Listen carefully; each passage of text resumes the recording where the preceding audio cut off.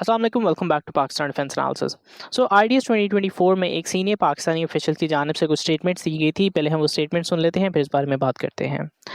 अब ये लाइन्स सुनने में सिंपल लगती हैं, लेकिन जो इसके अंदर एक्चुअली डिस्क्राइब हो रहा है वो एक पूरा का पूरा स्ट्रेटेजिक आर्किटेक्चर है, जिसमें पीएफएक्स सिर्फ एक फाइटर जेट नहीं है, बल्कि एक नेटवर्क का एक तरह से नोड होने वाला है, जो कि स्पेस, एयर और नेवल सबके साथ कनेक्ट हो सकता है। तो आज हम ये पूरी पिक्चर जो है समझने की कोशिश करते हैं। 9 जनवरी 2025 से अप्रैल 2026 के दरमियान में सिर्फ 16 महीने के अंदर पाकिस्तान ने अप्रॉक्सीमेटली 6 सैटेलाइट लॉन्च किए हैं। ये कोई इंक्रीमेंटल अपडेट नहीं लग रहा है। एक एनालिस्ट की जानिब से इसे स्ट्रक्चरल डिसकंटिन्यूटी कहा गया है। मतलब ये प्रोग्राम का कोई नॉर्मल एवोल्यूशन नहीं है, ये एक डिलिबरेट स्ट्रेटेजिक लीप है। इन सैटेलाइट्स के अंदर जो है PRSC E01 जो कि पाकिस्तान का पहला indigenously build electro optical image satellite है। फिर PRSC E03 जो कि अप्रैल 2026 में लॉन्च हुआ है। इसके अंदर ऑनबोर्ड AI प्रोसेसिंग के साथ मल्टी ज्योमेट्री इमेजिंग मॉड्यूल की कैपेबिलिटी मौजूद है, यानी कि ये सिर्फ तस्वीर लेने से आगे इमेज को रियल टाइम में प्रोसेस भी कर सकता है। और इस कॉन्स्टलेशन के अंदर ही एक और इंटरेस्टिंग एडिशन जो कि HS1 हाइपर स्पेक्ट्रल सैटेलाइट की एडिशन है। ये स्टैंडर्ड इलेक्ट्रो ऑप्टिकल सैटेलाइट जो है फंडामेंटली अलग है। आप इसको टेक्नोलॉजी वाइज जो है एडवांस टेक्नोलॉजी कह सकते हैं, लेकिन ये बेसिकली जो एनिमी की जानिब से उनकी डिफेंस इक्विपमेंट को कैमोफ्लेज किया जा रहा होता है, ये उसको भी डिटेक्ट कर सकता है। फिर ये फ्यूल स्टोरेज को आइडेंटिफाई कर सकता है, अंडरग्राउंड हीट सिग्नेचर्स को देख सकता है। तो ये इस तरह से जो है आपका एक इंटेलिजेंस एसेट भी कहा जा सकता है। अब पाकिस्तान के पास इसके साथ एक और सैटेलाइट भी है, जो कि गालिबन जुलाई 2025 के अंदर लॉन्च किया गया था। PRSC S1 यानी कि सिंथेटिक अपर्चर रेडार 1 सैटेलाइट जो है पाकिस्तान की जानिब से लॉन्च किया जा चुका है। और ये प्रॉपर्ली समझना ज़रूरी है कि ये क्या है। पहली चीज़ तो ये कि ये सैटेलाइट जो है ये कोई स्टूडेंट प्रोजेक्ट नहीं है, कोई क्यूब सैट नहीं है, या कोई टेक्नोलॉजी डेमोन्स्ट्रेटर नहीं है। ये फुली ऑपरेशनल प्रोफेशनल ग्रेड का सैटेलाइट है और स्पार्को ने चाइना की मदद से इसको लॉन्च किया हुआ है। सिंथेटिक अपर्चर रेडार की टेक्नोलॉजी जो है सिग्निफिकेंट हो जाती है, क्योंकि आमतौर पे जब इलेक्ट्रो ऑप्टिकल सैटेलाइट्स ऑपरेट कर रहे होते हैं तो रात के वक्त में या क्लाउड्स अगर क्लाउडी वेदर हो तो उस टाइम पे वो उनकी लिमिटेशंस आ जाती हैं। सिंथेटिक अपर्चर रेडार के साथ जो है ये लिमिटेशन नहीं होती है, और इसके एडिशन के साथ जो है पाकिस्तान का कॉन्स्टलेशन जनरली कॉम्प्रिहेंसिव हो रहा है, यानी कि PRSC E01, E02, E03 optical high resolution imagery के लिए, HS1 satellite hyper spectral camouflage और मटेरियल डिटेक्शन के लिए, और SR1 यानी सिंथेटिक अपर्चर रेडार जो है वो obviously day to night weather monitoring के लिए इस्तेमाल किया जा सकता है। लेकिन सिर्फ इमेजरी का होना काफ़ी नहीं होता है। अप्रैल 2026 में डिफेंस सिक्योरिटी एशिया ने एक और चीज़ कंफर्म की थी, और वो ये कि पाकिस्तान की जानिब से जो AM350S और जो माचान एसा ग्राउंड रडार डेवलप किए गए हैं, वो अब एक Chinese backed satellite data link के साथ यानी बेडू डेटा लिंक के साथ जो है इंटीग्रेट हो रहे हैं, जो real time command and control enable करता है डिस्पर्स्ड एयर डिफेंस नोड्स के दरमियान में, यानी कि radars, aircraft, air defence system और कमांड सेंटर्स के बीच में सिंक्रोनाइज्ड डेटा शेयरिंग हो सकती है। ऑपरेशनल इफेक्ट के नतीजे में जो है ये कम्युनिकेशन आपको मिनटों की जगह पे सेकंड्स में जो है आपको कम्युनिकेशन ट्रांसफ़र करेगा, और ये कोई एस्पिरेशनल एस्पेक्ट नहीं है, यानी कि ये कोई ऐसी चीज़ नहीं है जिसको हम एंडोर्स कर रहे हैं। ये एक ऐसी चीज़ है जो कि पाकिस्तान की जानिब से खुद एक्टिवली परस्यू की जा रही है, और इस पर हमें डेवलपमेंट्स देखने को मिल रही हैं। अब वो हिस्सा जिसके अंदर PFX आता है और इस तमाम चीज़ को इंटरेस्टिंग बनाता है, वो ये कि PFX के बारे में जो चीज़ें कन्फर्म हैं वो ये कि PFX के अंदर ओपन आर्किटेक्चर मिशन कंप्यूटर का इस्तेमाल किया जाएगा। फुल सोर्स कंट्रोल जो है वो पाकिस्तानी अथॉरिटी के अंडर है, और सिक्योर नेशनल डेटा लिंक जो है पाकिस्तान की जानिब से इस्तेमाल किए जाएंगे। और ये तीसरी चीज़ जो है इस कॉन्टेक्स्ट में सबसे ज़्यादा इंपॉर्टेंट या मैटर करती है। एक मॉडर्न फायर जेट जो सॉवरेन डेटा लिंक कैरी करता है और ओपन आर्किटेक्चर रखता है, वो इसेंशली एक इंटेलिजेंट नेटवर्क नोड का हिस्सा है। वो सिर्फ अपना रेडार, जो फायर जेट पे जो रेडार लगा हुआ है, वो इस्तेमाल नहीं करता है, वो पूरे नेटवर्क का डेटा रिसीव करता है, प्रोसेस करता है, और उस पर जो है किसी किस्म का अगर एक्शन किया जाना हो तो वो एक्शन परफॉर्म करता है। सैटेलाइट ISR जो है वो प्री मिशन की पिक्चर आपको भेज सकता है। AWACS से रियल टाइम पे जो है एयर पिक्चर आपको हासिल हो सकती है। ग्राउंड रेडार से जो है थ्रेड डेटा आपको हासिल हो सकता है।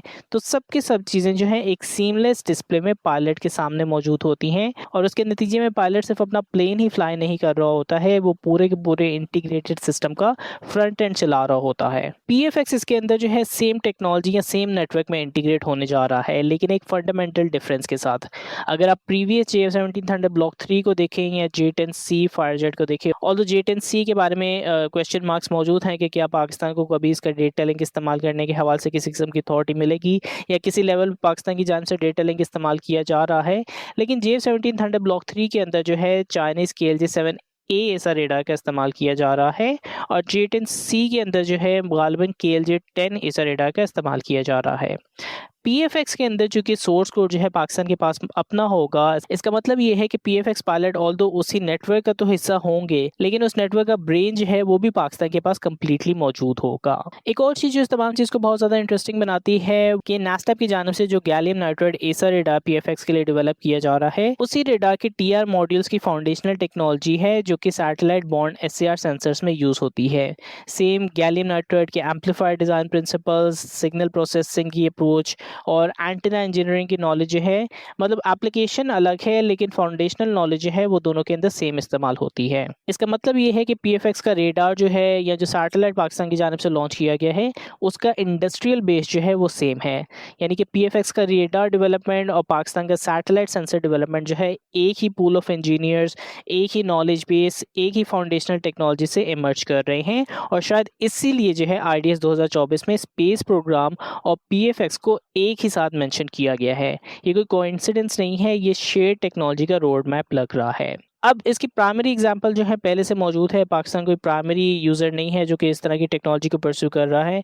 इनफैक्ट जो लीडिंग मिलिट्रीज़ हैं वो ऑलरेडी इस टेक्नोलॉजी को अडॉप्ट कर चुकी हैं।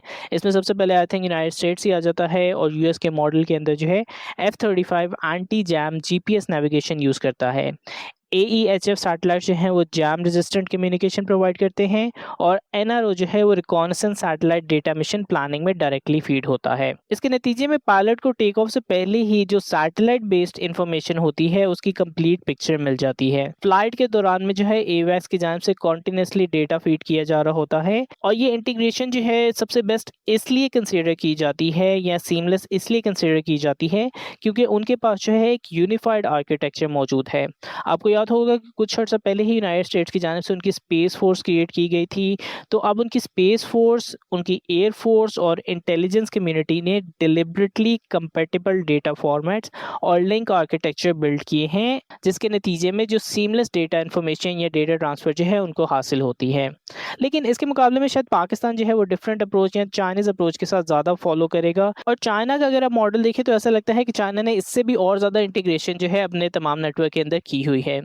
PLA की अगर आप स्ट्रेटेजिक सपोर्ट फोर्स देखें तो उसके अंदर साइबर है, स्पेस है और इलेक्ट्रॉनिक वॉरफेयर, इन तमाम चीज़ों को डिलिबरेटली एक ही कमांड के अंदर यूनिफाई किया हुआ है, यानी कि J-20 का किल चेन और याओगान सैटेलाइट कॉन्स्टलेशन जो है वो सेम कमांड के अंदर ऑपरेट कर रहे हैं। चाइना के पास ऑब्वियसली बेडो का 35 सैटेलाइट कॉन्स्टलेशन मौजूद है जो कि ऑब्वियसली फिर आपको GPS पे डिपेंडेंट नहीं रहना पड़ता है और ये कैपेबिलिटी है जो कि पाकिस्तान को ज़रूर सोचनी चाहिए कि फ्यूचर के अंदर पाकिस्तान को अपने इंडिपेंडेंट सैटेलाइट नेविगेशन सिस्टम पर भी काम करना चाहिए। मैं ये नहीं कह रहा कि बेडो जो है या चाइना के इंडिजिनस डेटा लिंक जो है आपको वो कैपेबिलिटी प्रोवाइड नहीं करते हैं, बट लॉन्गर रन के अंदर ऑब्वियसली आपको अपनी इंडिजिनस डेवलपमेंट को भी परस्यू करना चाहिए। तो अगर इस तमाम चीज़ को हम असेस करें और जो गैप्स इसके अंदर देखे जा सकते हैं उसमें 3 गैप्स जो है मैं आइडेंटिफाई कर पाया हूँ। उनमें नंबर 1 ये है कि मिलिट्री कम्युनिकेशन सैटेलाइट जो है वो उसकी डेवलपमेंट अभी पाकिस्तान की जानिब से उस तरह से नहीं की गई है। इंडिजिनस डेडिकेटेड मिल्स सैटकॉम जो है पाकिस्तान के पास अभी तक कन्फर्म नहीं है। May be in different circumstances may be Pakistan की जानिब से चाइना से इस हवाले से टेक्नोलॉजी हासिल की जा सकती है और उस पर रिलाई किया जा सकता है, बट अगेन वो आप एक फॉरेन डिपेंडेंस क्रिएट कर रहे हैं और गिवन द फैक्ट ये चीज़ बहुत इंपॉर्टेंट है कि स्पार्को की जानिब से सैटेलाइट डेवलपमेंट जो है वो बहुत अच्छे तरीके से की जाती है। सो उनकी जानिब से अगर मिलिट्री सैटकॉम की डेवलपमेंट की जाती है या नहीं, या उस पर किस किस्म का काम किया जा रहा है, ये एक इंटरेस्टिंग एस्पेक्ट होगा जो कि हमें फ्यूचर में देखने को मिल सकता है। दूसरी चीज़ जो है जो इंडिजिनस नेविगेशन कॉन्स्टलेशन है जिसके बारे में मैंने बात की है, GPS जो है यूनाइटेड स्टेट्स के पास मौजूद है, बेडो जो है वो इस टाइम पे चाइना के पास मौजूद है। तो लॉन्गर रन के अंदर अगर आप अपनी इंडिजिनस नेविगेशन कॉन्स्टलेशन प्रोड्यूस करते हैं तो ये पाकिस्तान के लिए बहुत ज़्यादा बेनिफिशियल होगा। और शायद तीसरी और सबसे इम्पॉर्टेंट चीज़ जो है वो ये कि स्पेस टू एयरक्राफ्ट के डेटा लिंक्स किस तरह से बनाए जाते हैं। US और चाइना दोनों अपने एयरक्राफ्ट को इन फ्लाइट सैटेलाइट से डायरेक्टली अपडेट कर सकते हैं बगैर ग्राउंड स्टेशन के, बगैर AWACS के। पाकिस्तान जो है अभी मुमकिन तौर पर ग्राउंड स्टेशन और एवैक्स के थ्रू तो सर्टेनली एवैक्स के थ्रू राउट को अपडेट कर सकता है, लेकिन ये तमाम चीज़ें जो है ये नेक्स्ट आर्किटेक्चरल स्टेप होंगी जो कि पाकिस्तान को ज़रूर परस्यू करनी चाहिए, और पॉसिबली ये वही चीज़ें होंगी जो पीएफएक्स के ओपन आर्किटेक्चर को इवेंचुअली एड्रेस करने को मिलेंगी। विल हैव टू सी कि ये डेवलपमेंट जो है हमें नेक्स्ट पीएफएक्स अल्फ़ा के अंदर देखने को मिलती हैं, यानी कि 2028 से 2030 के दरमियान इन टेक्नोलॉजीज़ को अडेप्ट किया जाता है, या जो क्लीन शीट पीएफएक्स पाकिस्तान की जानिब से डिज़ाइन किया जा रहा है जो कि मोस्ट अप्रॉक्सीमेटली मिड 2030s या 2036 2037 तक हमें देखने को मिल सकता है, उनके अंदर जो है इन टेक्नोलॉजीज़ को एड्रेस किया जाएगा। लेट मी नो आपके सवाल से क्या ख्यालात हैं, let me know in the comments. तब तक के लिए Pakistan defence analysis out, good bye.